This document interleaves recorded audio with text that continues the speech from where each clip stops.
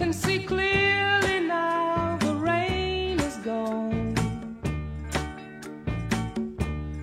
I can see all obstacles in my way. Gone are the dark clouds that had me blind. It's gonna be a bright, bright, bright, sunshiny day. Et salut tout le monde. Et où est-ce qu'on est? On est à Paimboeuf, sur la Loire. Tac tac tac, le port à sec. Par là-bas, paysage magnifique. Donge, Montoire. C'est presque comme Brest, hein. Ça ressemble un peu à Brest, hein, finalement. On n'est pas dépaysé. Et pour ceux qui ont suivi, voici Little Cat, le nouveau bateau, un Arcadia de 1986. Et le but du jeu, ça va être de ramener mon nouveau joujou à Brest. Alors je suis super content de vous retrouver là. Là vous allez avoir plusieurs vidéos à suivre de Little Cat et de moi. Donc ça fait un petit moment que j'ai pas tourné de vidéo et c'est normal, c'est parce que j'avais vendu Palatrek, j'ai acheté celui-là qui était assez loin de chez moi, j'ai pas mal bossé. Je suis venu bosser dessus quelques jours pour le préparer au convoyage. A priori là on est sur les derniers préparatifs. Départ demain matin, le 24 septembre, entre 4 et 6 heures du mat, selon notre motivation. À l'heure qu'il est, j'attends mon équipier de choc qui va m'aider pour ce convoyage. Là, cette vidéo, ça va être la préparation au convoyage. Je vais vous montrer les bricoles que j'ai fait sur le bateau. Et les prochaines vidéos, ce sera le convoyage à proprement parler. Je vous expliquerai en détail pourquoi j'ai vendu Palatrek et pourquoi j'ai changé de bateau. Tout simplement, là, il se trouve que j'ai eu une bonne opportunité d'acheter ce bateau-là. Il fait 9 mètres, il y a une cabine avant. Contrairement à Palatrek qui n'avait pas de cabine avant. Et du coup, bah, c'était pratique pour... ce sera plus sympa pour partir en croisière et peut-être pourquoi pas partir un petit peu plus loin. Du coup on se retrouve à bord, donc voici l'intérieur, une cabine à l'avant, une cabine arrière,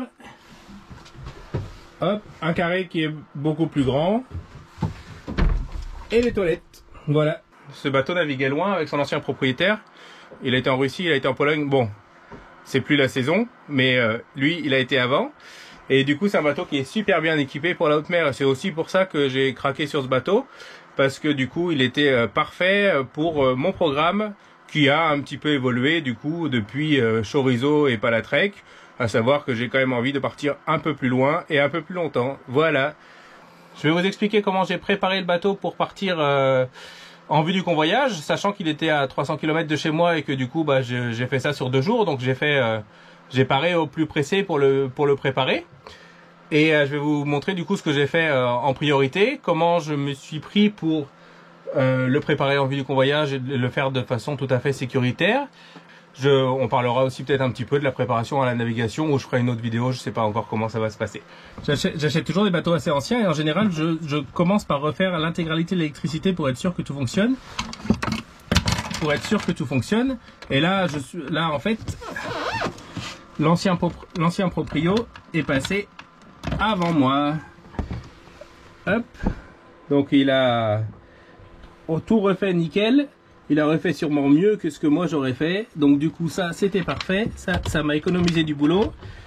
Et je sais que tout fonctionne. L'AIS, la VHF, les feux de navigation. Donc là je suis tranquille.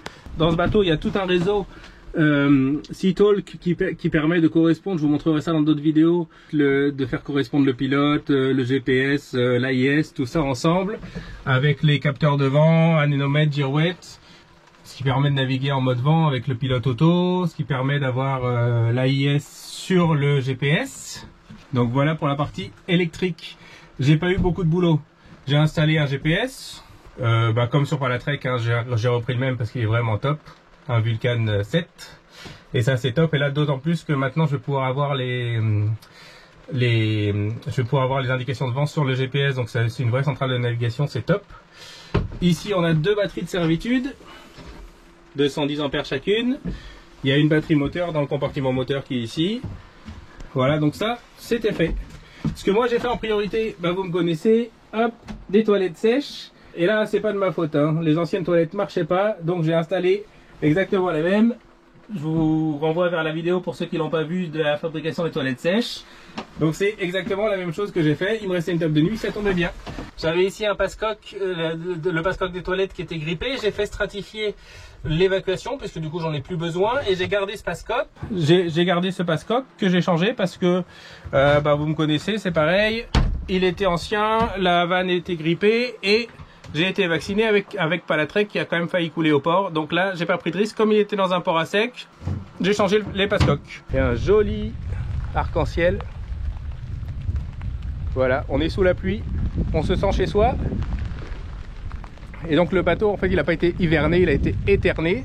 Alors du coup, comme il était au sec, j'ai fait l'anti-fouling dans la foulée. Comme ça, j'ai pas besoin de l'hiverner cet hiver. Donc c'est top. Ça, c'est nickel. Hop. J'ai installé le panneau solaire avant de partir pour alimenter les batteries. Ici, comme vous voyez, il y a tous les renvois au cockpit. Ça, c'est pas moi qui ai fait, hein. C'est d'origine. Ça aussi, ça me plaisait bien parce que ça, c'est un bateau qui naviguait. Hop, ici j'ai les voiles qui sont fatiguées, mais le changement des voiles est prévu. Donc il y aura des voiles toutes neuves sur le bateau. On est sur les derniers préparatifs avant le départ. Là, je m'aperçois que il faut que je branche. Il faut que je mette une petite garcette ici pour attacher à la bouée fer à cheval. Là, ce que je viens de faire, je viens d'arriver en fait par le train. J'ai installé, parce que du coup, il n'y a pas de ligne de vide, il n'y a pas de ligne de vide installée sur ce bateau. Donc j'ai mis un bout de façon provisoire. Comme ça, on aura une ligne de vie que j'ai fait courir tout du long. Hop. Juste pour le temps du convoyage. Après, je ferai un truc propre avec des sangles. Je pense que je tournerai une vidéo sur comment je m'y prends pour installer des lignes de vie. Ce sera l'occasion. Là, normalement, vous allez avoir plein de contenu. Vous allez avoir le convoyage sur 2-3 vidéos. Je sais pas combien de temps ça va prendre, sachant qu'on a 48 heures de mer. L'état général, comme vous le voyez, il est super bon. On pourrait avoir à refaire une peinture de pont si on veut bien faire. Il y a des petits trucs pas très jolis. Mais ça, honnêtement, c'est pas grave. Ce qu'il y a de certain, c'est que l'Arcadia, c'est un super bateau. Et moi, j'avais prévu soit le First 29, soit l'Arcadia, qui est son concurrent direct. Les deux sont clairement similaires. L'Arcadia, c'est Jeannot qui le fait. Le First 29, c'est First. Mais voilà, c'est deux bateaux de 9 mètres, deux bateaux qui ont été bien conçus, bien construits, qui marchent très bien. Donc ça correspond tout à fait à ce que je voulais faire. Bon, parmi les petites bricoles que j'ai fait, j'ai changé les écoutes de Gédois là, qui étaient fatiguées et surtout grosses. Et ça, c'était pas top. J'ai installé ici là une pompe de cale provisoire. Le bateau, en fait, il est équipé d'une petite pompe de cale dans la partie moteur et d'une pompe de cale dans le puisard qui fonctionnait pas. Et donc moi là, j'ai investi dans une sacrée pompe de cale parce que je déteste prendre la mer sans avoir une bonne pompe de cale. Bon, normalement elle s'encastre, j'ai pas eu le temps de le faire, puis surtout je voulais lui trouver son emplacement en définitif et pas faire un gros trou pour rien. Donc elle est installée comme ça, volante, de façon provisoire, comme ça si on a un souci, on pourra toujours l'utiliser, mais au moins elle est là. Bon, bien sûr les pleins de gasoil sont faits. Comme d'hab aussi, hein, j'ai mis des petits sacs à bout comme ça, même si ça c'est hors de prix, honnêtement c'est tellement bien et tellement pratique. L'ancien proprio, il avait fait une révision complète du moteur. Moi pour le convoyage, j'ai quand même pris en backup la courroie, les deux courroies de pompe à eau et courroie d'alternateur, et aussi une turbine de pompe à eau aussi de rechange quoi. Voilà, ça comme ça c'est réglé. Comme ça, si on a un souci en mer, on pourra toujours changer ça. Maintenant, je suis un peu pressé de prendre la mer. C'est la première fois que je le vois flotter, puisque je l'avais toujours vu au sec. Il flotte déjà, donc ça c'est déjà une super nouvelle. Et je suis content de le voir flotter, je suis content de le voir à l'eau. Et maintenant, il n'y a plus qu'à partir. Donc je vais vous montrer un peu notre route qu'on va essayer de faire. On va discuter tout à l'heure avec mon équipier là, que je vous présenterai sur les prochaines vidéos. Donc voilà la route. Donc le bateau, il est dans l'estuaire de la Loire. Hein. Je vous le fais grossièrement, vous avez la route rouge et la route verte. Hein. Ici la route au nord de Belle-Île et ici la route au sud de Belle-Île. Celle-ci est un peu plus courte que celle-là, de 5000 seulement, donc c'est pas beaucoup. Et moi, initialement, j'avais envie de passer sud Belle-Île parce que ça évite de passer tous ces passages-là où le courant est plus fort, donc du coup entre chaque marée on va être un peu ralenti par le courant forcément.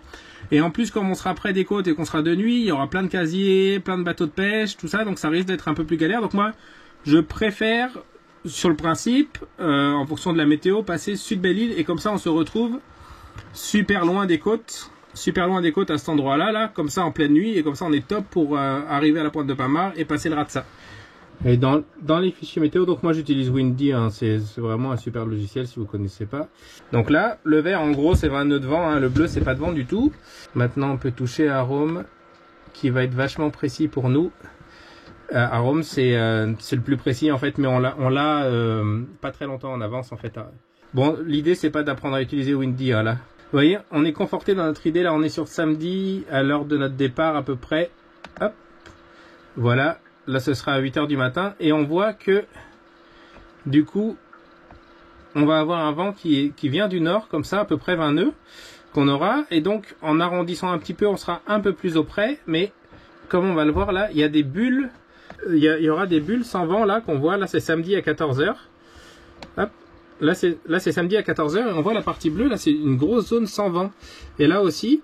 Et du coup, en passant près de la côte, le vent, en fait, comme il vient du nord, on l'aura plus portant en passant près de la côte. On aura un angle qui sera plus sympa sûrement pour naviguer, mais moins de vent.